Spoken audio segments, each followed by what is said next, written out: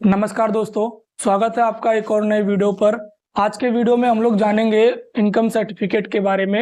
UP scholarship के form में जब आप लोग अपने आय प्रमाण पत्र के डिटेल को भर रहे हो तो आपके मन में एक डाउट जरूर होगा कि जो आय प्रमाण पत्र है वो किसके नाम पे होना चाहिए, आपके नाम पर होना चाहिए या फिर आपके पिता के नाम पे होना चाहिए, और साथ में ही आपके आय प्रमाण पत्र में किसका नाम रहना चाहिए, और तीसरा मैं आप लोगों को बताऊंगा कि कितना उसमें आप लोगों का इनकम रहना चाहिए जिससे आप लोगों की स्कॉलरशिप आने में कोई भी दिक्कत ना हो।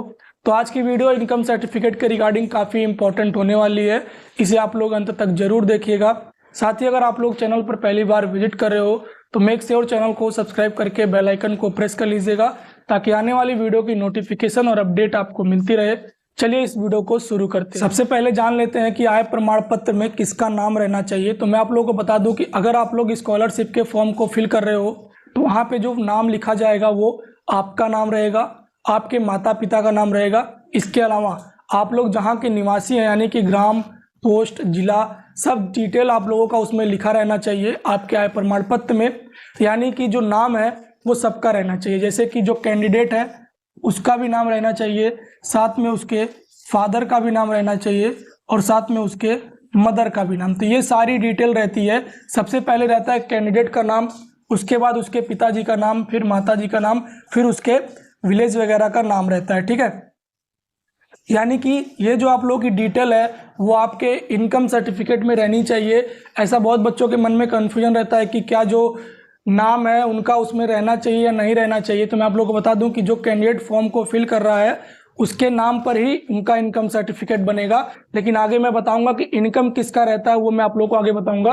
तो जो कैंडिडेट है उसके नाम पर ही इनकम सर्टिफिकेट रहना चाहिए। अगला पॉइंट आता है कि जो आय यानी कि जो इनकम उसमें मेंशन की गई है वो किसकी रहनी चाहिए। तो मैं आप लोगों को बता दूं कि जो कैंडिडेट है उसकी इनकम उसमें मेंशन नहीं रहती है, उसके परिवार की इनकम मेंशन रहती है। परिवार में जैसे कि उसके पिता की इनकम या फिर माता की इनकम, यानी कि जो कैंडिडेट है वो तो एक्चुअल में पढ़ाई कर रहा है, उसकी तो कोई इनकम ही नहीं हो रही है। तो ये ऑटोमेटिक आपको समझ में आ जाना चाहिए कि जो उसमें आय मेंशन होती है वो परिवार के समस्त स्रोतों से आय होती है।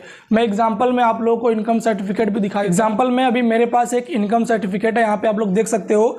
यहाँ पे ऊपर जो है आप लोगों के आवेदन क्रमांक और आवेदन प्रमाण क्रमांक लिखे रहते हैं, नीचे आप लोगों की डिटेल लिखी रहती है और उसके नीचे आप लोग देख सकते हैं यहाँ पे लिखा रहेगा कि आप यहाँ के निवासी हो और आपका वर्तमान पता ये है, और जो परिवार के समस्त स्रोतों से मासिक आय लिखी रहेगी और उसके बाद जो है आप लोगों का कुल वार्षिक आय लिखी रहेगी। तो ये डिटेल आप लोगों के आय प्रमाण पत्र पे लिखी रहती है।